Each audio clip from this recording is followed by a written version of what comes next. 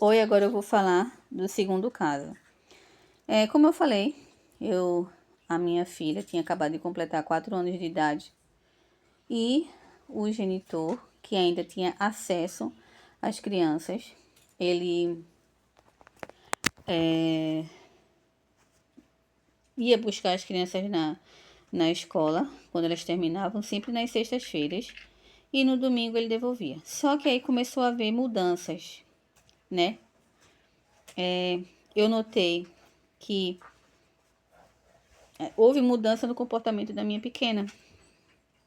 Mas enfim, antes de mudar, porque assim, antes ele pegava na sexta, devolvia no domingo à noite. Depois a escala de trabalho dele mudou, então ele pegava na sexta mesmo ele devolvia. No sábado não podia, porque era de plantão, era vigilante. No domingo ele pegava de novo. E assim ia.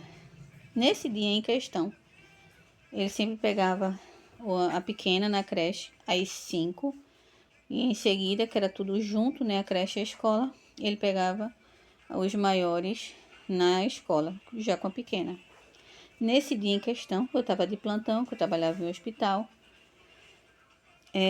A diretora da creche não conseguia entrar em contato comigo. Então, o que acontece?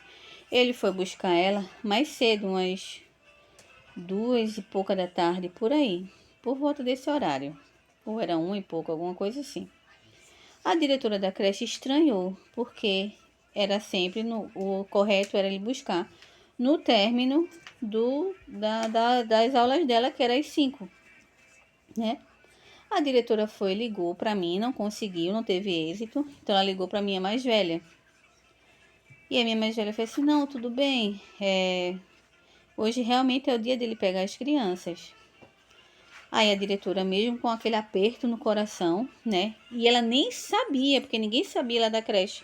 Só que sabia era da escola, porque era obrigada a saber, porque tinha, né? Não, na verdade, na escola eles nem sabiam ainda, porque não tinha medida para os outros, né? Não tinha medida para eles ainda. Foi quando ele ainda estava tendo contato. E aí, a diretora, mesmo com aquele aperto no coração, liberou. E tá bom. Aí, depois, ele foi buscar as crianças na escola, deu 5 horas, pegou as crianças, a pequena, e foi com ela até a escola. Na verdade, ele nem chegou junto à escola, ele estava esperando eles bem antes, segundo o relato dos próprios. Tá bom? Levou eles para casa.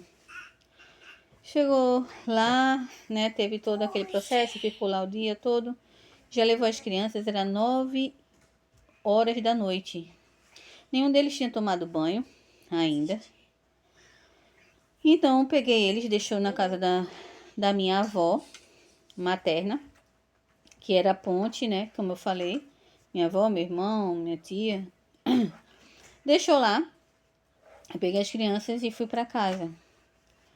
E aí, como eu fui dar banho na pequena, né, de 4 anos, foi quando ela me relatou. Ela não queria deixar que eu lavasse as partes íntimas dela. E eu perguntei o porquê. Deixa a mamãe lavar, deixa a mamãe lavar. Ela não queria deixar eu lavar. E eu perguntei por que não podia. Ela disse que tinham mexido. Daí assim, eu não quis, na verdade nem passava, apesar da situação em si, né, do primeiro caso, eu não associei logo, né? Eu fiz, mas quem foi que mexeu? Aí ela falou primeiro Júlia, né, que é a irmã mais velha dela. Aí eu fiz, foi Júlia, Júlia mexeu. Aí ela fez, não, foi Pedro, que é o irmãozinho dela. Porque, na verdade, o que ela estava fazendo? Ela estava querendo me testar para saber se realmente ela podia confiar em mim. A gente acha que não, né? Que as crianças são bobas. Elas têm a inocência delas, mas ao mesmo tempo elas são extremamente inteligentes. Aí eu fiz, foi Pedro? Ela não, foi papai.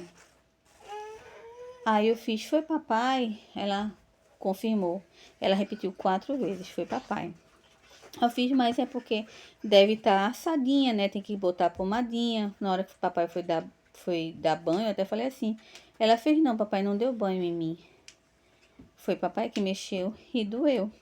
E eu fiz, tá, ele doeu porque você foi fazer xixi, ele deve ter secado com força. E aí deve ter machucado um pouquinho, a gente coloca a pomadinha. Ela fez, não, mamãe, não foi assim. E aí ela me explicou como tinha acontecido. E aí eu entrei em choque de novo. Eu fiquei, meu Deus, e agora o que é que eu faço? E eu deixei, passei um tempo, umas horas, acho.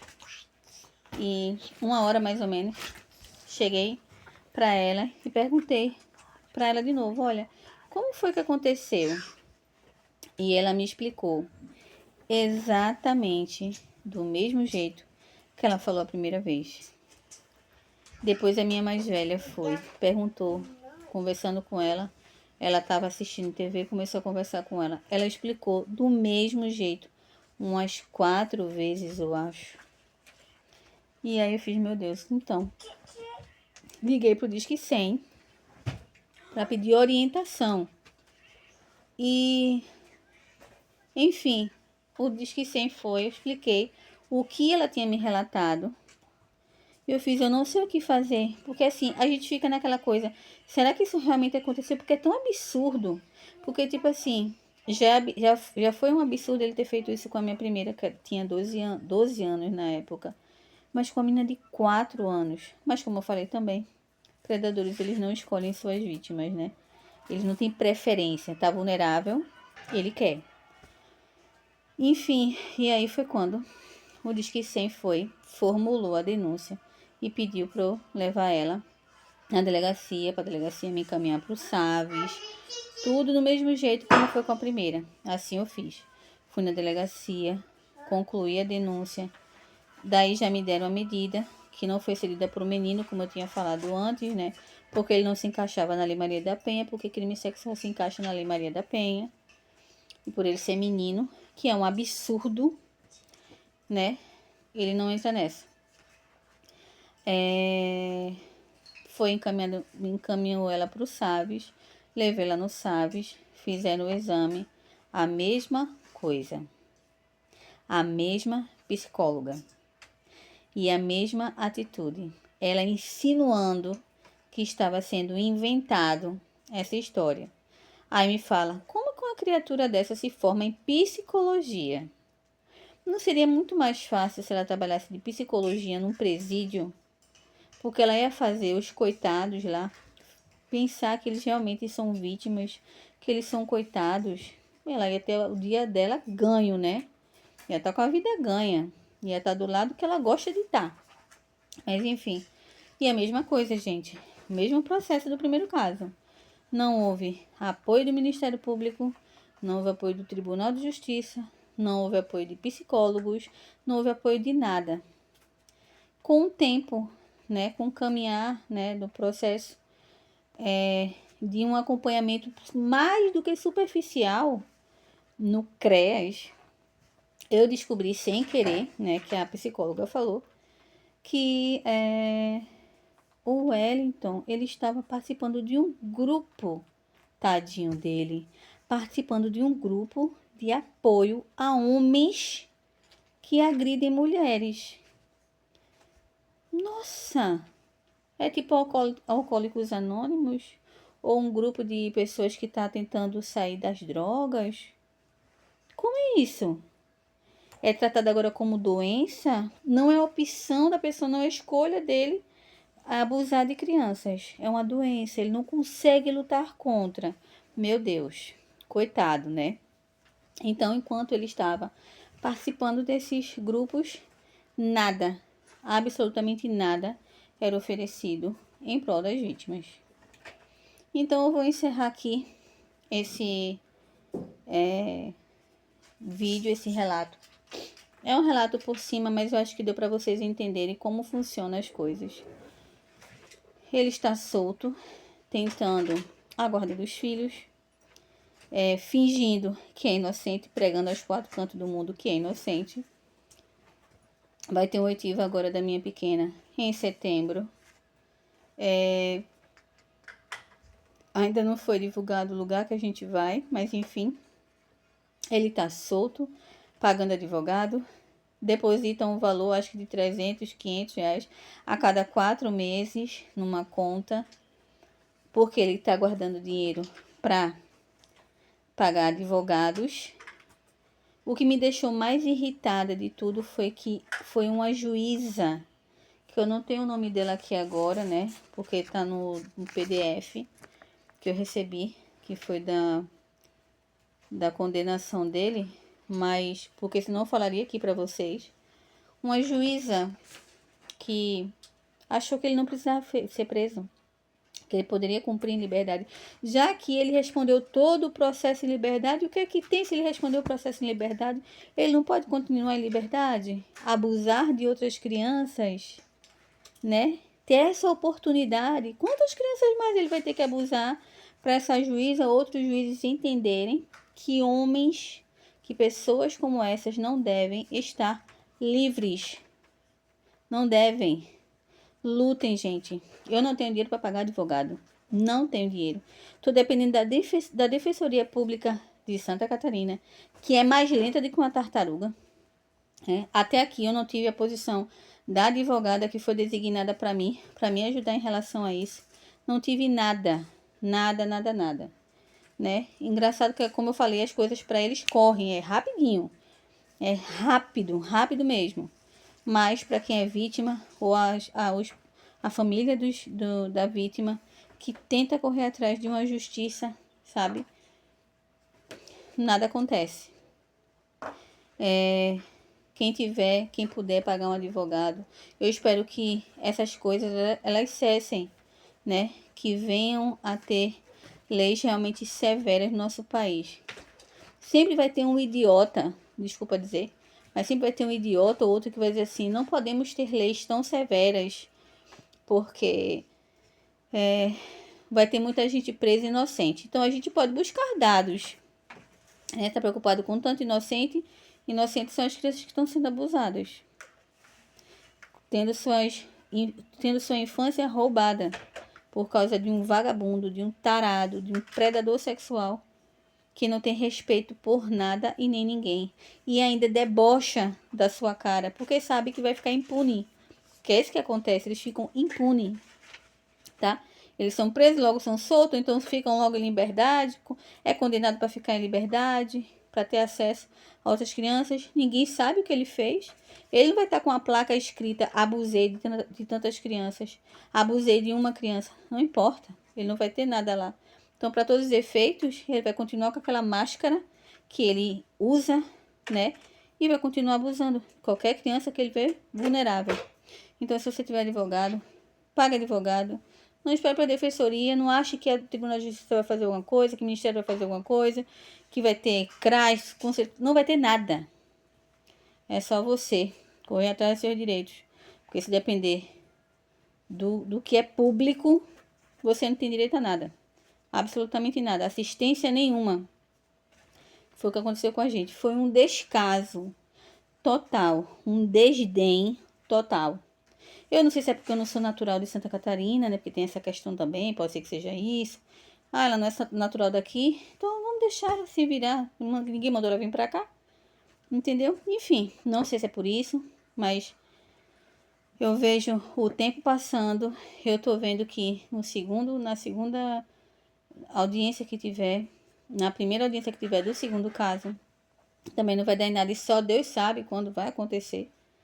Porque eu não vejo previsão. Porque, tipo, aconteceu em novembro do ano passado, uma coisa que foi denunciada em 2020.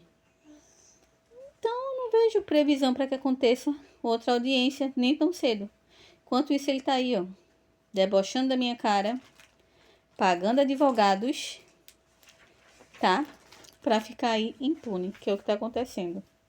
Então, gente, eu espero que vocês não deixem passar. Conversem com suas crianças. A primeira coisa que vocês têm que entender é que se a criança teve confiança de chegar para você e relatar, ou adolescente, não desacredite da palavra dele. Não pergunte: tem certeza que isso aconteceu? Não pergunta isso. Porque isso vai deixar a criança em dúvida do que realmente aconteceu. Como eu falei, às vezes a gente acha que realmente criou, fantasiou de tão absurdo que é. E a criança não vai ter segurança de concluir a denúncia, sabe? de ir para frente, de colocar, dizer não, realmente aconteceu. Apoie os seus filhos, seu sobrinho, primo, irmã, seja lá o que for, apoie. E duvide de qualquer pessoa. Qualquer pessoa, tá? Duvide. Eu não vou dizer a você que eu confiava de olhos fechados nesse homem, era 100% confiável, não posso dizer isso, porque, como eu falei, eu não tinha confiança fácil em ninguém. Mas, como eu falei do perfil dele, é bem assim, tá? Você não parece, você conversa com uma pessoa igual a ele, nem parece que ele, sabe, fez alguma coisa, tá? Não parece que ele tem esse perfil. Ninguém tem uma placa escrito ou vem na testa dizendo sou pedófilo, né? Tenho desejos sexuais por crianças. Ninguém tem escrito isso na testa, né? A gente tem que estar realmente atento o tempo todo, atento para que não haja, que as crianças não continuem sofrendo abuso, né? Eu só espero que realmente, como eu falei, existam um dia, quem sabe, leis que realmente venham punir. E independente do que as pessoas achem que vai ter tantos inocentes que vão pagar por denúncias falsas, tem que olhar a probabilidade de cada 1000 casos, quantos casos são denúncias falsas? 10, 20, 100, mas as outras 900 casos, vamos supor, que são verdadeiros. Então as outras pessoas têm que pagar porque tem 10, 20, 100 denúncias falsas e o resto, como é que fica? E as vítimas, como é que ficam? Cadê o apoio das vítimas? Cadê o conselho tutelar para ajudar essas vítimas, né? Em vez de estar aí correndo atrás de pai e mãe que às vezes deixa a criança em casa um de outro sem ir para a escola, vai lá punir o pai e a mãe, a própria escola se nega a prestar um atendimento. Às vezes tem crianças ali na escola que tá dando sinais claros de que está sofrendo algum tipo de abuso físico, emocional, e a escola está simplesmente com a venda nos olhos, porque é muito mais fácil fingir que não está vendo aquilo ali, finge que está cumprindo o seu trabalho na escola, vê a criança faltando ou chegando um pouco atrasada, não, vamos acionar o conselho tutelar. Mas quando realmente eles enxergam, porque eles veem uma criança que está sofrendo algum tipo de abuso, porque a criança dá sinal, né? Eu já vi relatos de crianças que chegaram com um olho roxo, sabe? Com o dedo quebrado, e a diretora, a coordenadora tá com a venda nos olhos, não consegue enxergar aquilo ali não. Entendeu? Porque é só pra dizer assim, não. Se ela fizer, se a diretora, a coordenadora, seja lá quem for, está atento ensinando aquela criança ali que tá sofrendo violência. Se ela ajudar aquela criança, ela tá ganhando o salário dela? Tá. Se ela não ajudar, ela vai estar ganhando o salário dela? Tá. Por que ela vai se importar, né? Como é que ela vai se importar? Por que ela vai se importar? Por que ela vai realmente dar atenção àquilo ali? Então é um sistema totalmente quebrado. É quebrado, é tudo quebrado. É um descaso total, sabe? Os órgãos públicos é um descaso total. Sabe, eu tenho nojo. Eu me sinto enojada com tanto descaso, sabe? Com tanta proteção com esses vagabundos. Eu tenho nojo, sabe? A sensação, como eu falei, de mãe que teve 2 filhas abusadas pelo mesmo predador, é de luto. Eu sinto como se uma parte de mim tivesse morta, já tivesse morrido já. É assim que eu sinto, sabe? Eu prossigo lutando para não permitir que esse verme chegue junto dos meus filhos. Estou lutando, só Deus sabe o quanto eu estou lutando para esse verme, esse predador, vagabundo, não chegar junto dos meus filhos. E é isso, gente. Eu espero que vocês também possam estar observando as crianças de vocês, tá? Que vocês fiquem atentos. A minha filha pequenininha, ela começou a apresentar sinais de tipo brincadeiras ou danças de conotação sexual. É muito importante vocês estarem atentos. Ela adorava ir para a creche. Ela amava aquela creche. E ela começou a rejeitar a creche. Era um escândalo todos os dias que eu levava essa menina para a creche. Ela gritava o caminho inteiro. Eu comecei até a acreditar que ela estava sofrendo alguma violência na creche. Cheguei a conversar com a diretora da creche, perguntando se estava acontecendo alguma coisa, como era o comportamento dela com as professoras da creche, porque ela estava rejeitando a creche. Mas quando chegava lá, tudo mudava, ela brincava, ela interagia com outras crianças, interagia com a professora. E eu dizia, meu Deus, tem alguma coisa errada. Por que será? Será que tem alguma criança que está agredindo ela? As professoras não estão vendo, relatei, né, como ela ficava. E depois, né, que ela veio me relatar isso, esse abuso que ela sofreu, eu fui pesquisar o comportamento e batia muito. Todo o comportamento dela batia muito com o comportamento de crianças que estão sofrendo abuso sexual. Então, gente, pesquisem. Quais são os sinais, possíveis sinais de crianças pequenas de 4 anos, 5 anos, 6 anos, 10 anos, 12 anos que estão sofrendo abuso, né? Como eu posso chegar junto? Como eu posso saber buscar essa informação? E é muito importante que quando você souber essa informação, você dê apoio para sua criança ou para o seu filho ou filho adolescente. Ligue para o Disque 100, faça a denúncia. Aí você pode pensar assim, depois de todo esse relato que você está dando, eu acho que não vale a pena.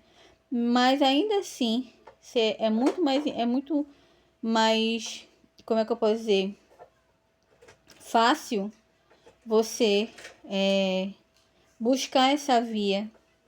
É muito melhor você buscar essa via do que ser só mais uma criança abusada por uma pessoa e essa pessoa continuar impune. Então, o que eu acho de benéfico nisso é porque vai haver uma medida de afastamento do agressor da sua criança, né? Por exemplo. Então, isso já é benéfico. Não é uma coisa que funcione 100%, como eu falei. Tem muita falha, né? Porque o sistema é quebrado. Mas é muito melhor você relatar, você falar, você denunciar, divulgar, do que você simplesmente se omitir porque vai achando que não vai acontecer nada. Vai que com você seja diferente. Vai que na sua cidade ou no seu estado seja diferente. As coisas sejam vistas de maneira diferente, seja abordada de maneira diferente. Então busque ajuda para sua criança. Se tiver advogado, pague advogado e entre com recurso para manter o vagabundo atrás das grades. Boa noite para vocês e que Deus possa estar cuidando das nossas crianças.